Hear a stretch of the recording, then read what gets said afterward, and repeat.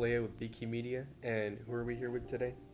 Alicia Ricker. I'm the Family Resource Center Director for the Greene County School System. And Ms. Ricker, can you explain what happened to our community on September 27th of 2024? Absolutely. It was something that we'll probably never see again in our lifetime. It turned our county upside down. We heard the reports of Hurricane Helene coming, but we never imagined that Greene County would ever see anything like that. We went out to check on our students, and it was bigger than our students. It was the entire community, and the Hurricane Helene came and just took everything with it. It was devastating, once in a lifetime thing, something that we may never see again.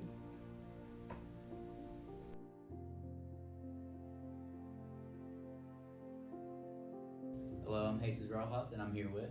Pastor Doug Jennings from Greenwood Methodist Church. All right, Pastor. And what did you and your congregation do to help the community after the flood?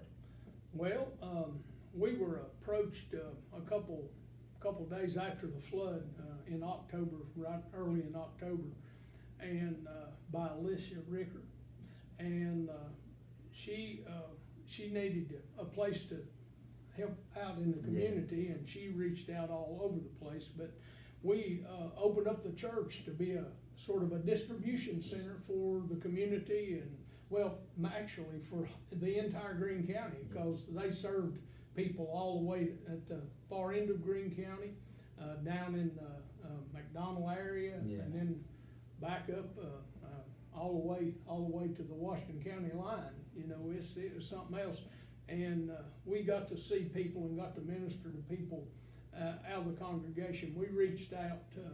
We're a people that likes to help out, and at that time, everybody in Greene County was without water. There was so it was a big deal, and so whenever we began, or I was asked if I could use the church, I said, why not? Let's just do this. And it's just it's been an amazing thing. God blessed us, and yes, God has blessed Greene County because of all the things that being that distribution center, and especially around the Tusculum area, people got to receive a lot of things. So I feel that we reached out and did what Matthew 25, 31 through 46 says about when you've done it unto one of the least of these, you have done it unto me. And I think that's what we done. And I appreciate the question. Yes, sir.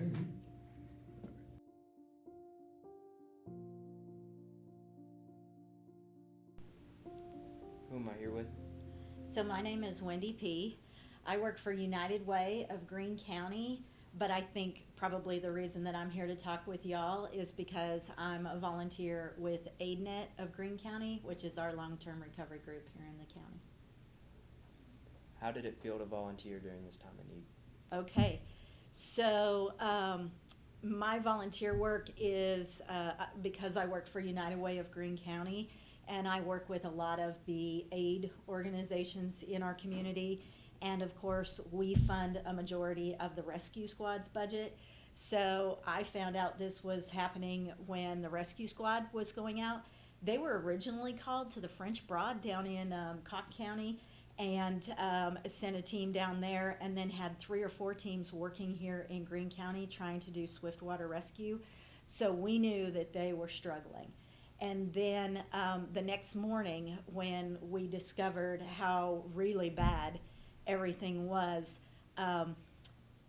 people started pouring out an unbelievable amount of stuff and funds that came into our community.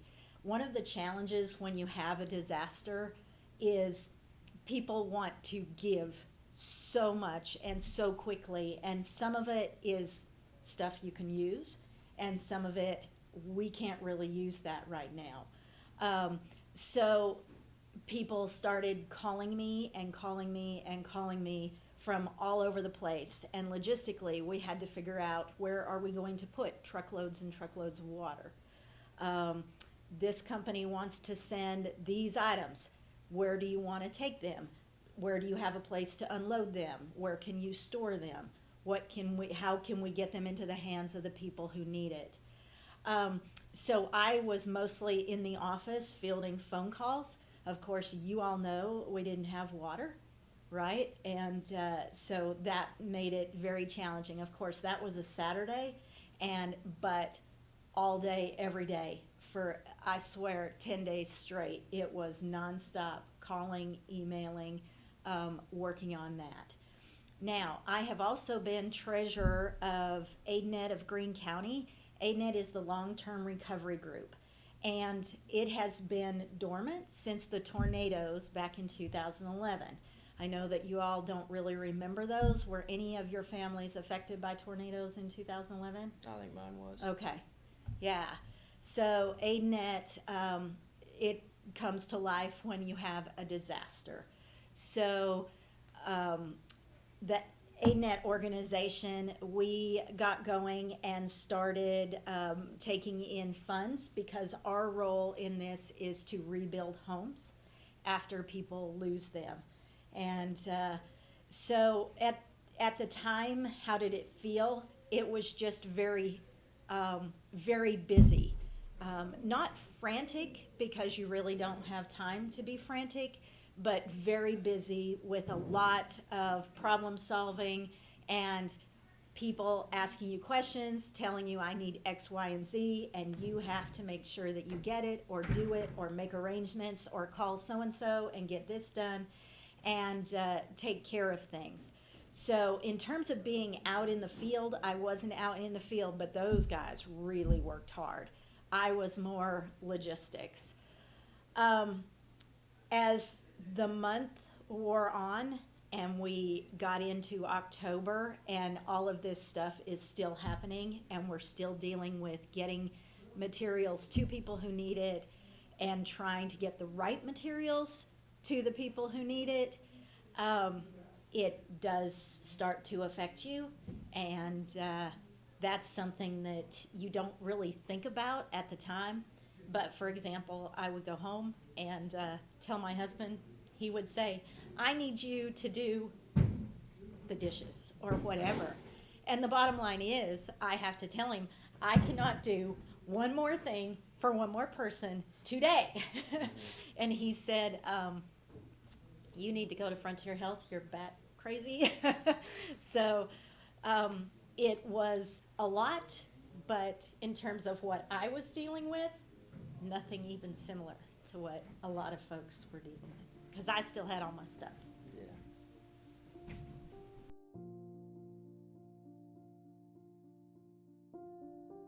And who am I here with today? My name is Bill Teague. I work for Ingles Store Number 70 here in Greenville. How has Ingalls helped the community that surrounds them? Well, by the giving bags, of course, at Christmas time, the bags that we pushed for donations that included 6 or 7 different food items. I can't remember exactly what it was, but you've got to remember also, Ingalls corporate headquarters and warehouses were severely damaged by this flood. Ingalls corporate warehouse and offices are in Black Mountain, North Carolina, and they were terribly affected by it. So we knew it from a business level and from a personal level.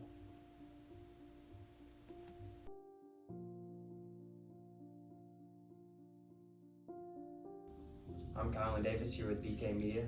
Who am I here with? Chase Murray, pastor of Cedar Grove Christian Church. So how did it feel to volunteer during this time of need? The volunteer spirit is what Tennessee's all about, of course, and being able to get out and to help was a very rewarding thing. Not one person that we went to wasn't overly thankful for what we had done. It could be something as simple as we started out taking bottles of water and peanut butter sandwiches to folks that were working and cleaning, and we started out with very simple things, but every person was just thankful for the assistance that they were getting, and you know, that's the great thing about, I think, our community. is how we come together in a time of need.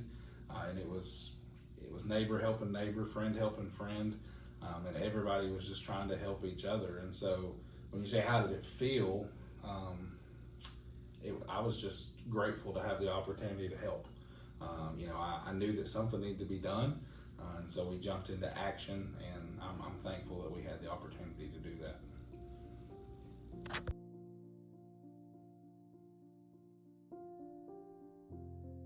Hello, I'm Clay with BK Media, and who are we here with today? Donna Bailey with Save the Children. How do you feel we've done in coming together and recovering as a community? I think our community has been wonderful. A big sense of community that entire time after the flood. I felt like all of Greene County came together and helped those that were directly affected. And again, a lot of people were indirectly affected because of the lack of water, businesses having to shut down. So I think people came together. We always had a large crowd of volunteers at every distribution that we did. We had tons of items donated that we could distribute. We wanted to make sure everybody was served. So I think as a community, we're very resilient. We're very proud to be Greene County, Greenville City. All of us came together to help one another. So I think in a crisis, I think Greene County is a great community to take care of their own.